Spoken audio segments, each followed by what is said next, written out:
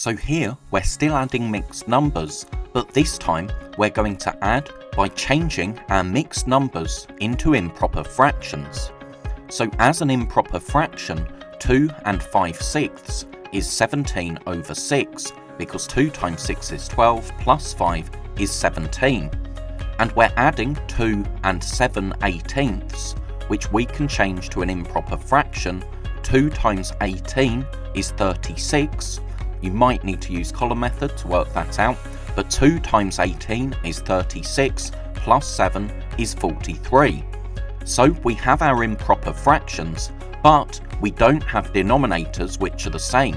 So we need to find an equivalent fraction to 17 over 6 with a denominator of 18. That's 51 over 18, because 6 times 3 is 18, and what we do to the denominator, we need to do to the numerator as well. So 6 times 3 is 18, and 17 times 3, you might need to use short multiplication, but you'll get 51.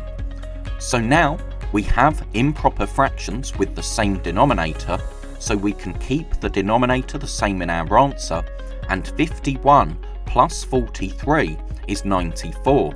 So our answer is 94 over 18. If we want to turn that back into a mixed number, we need to divide. And 94 divided by 18 is 5 remainder 4, because 5 times 18 is 90, and then we need 4 more to get to 94. Our denominator stays at 18, so our answer is 5 and 4 over 18. Now 2 11/12 plus 1 2/3. So as an improper fraction, 2 11/12 is 35 over 12, because 2 times 12 is 24, plus 11 is 35. And we're adding 1 2/3, which is 5/3 as an improper fraction.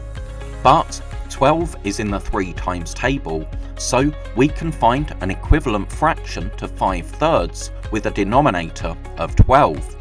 So we can rewrite our question as 35 over 12 plus 20 over 12.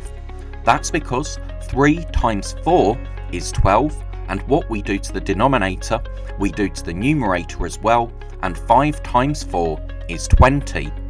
So now our denominators are the same, so we keep the denominator the same in our answer. 35 plus 20 is 55, so our answer is 55 over 12. If we want to turn that back into a mixed number, we need to divide, and 55 divided by 12 is 4 remainder 7. Our denominator stays the same, so stays at 12, so our answer is 4 7/12. Thank you so much for watching. I really hope that was helpful.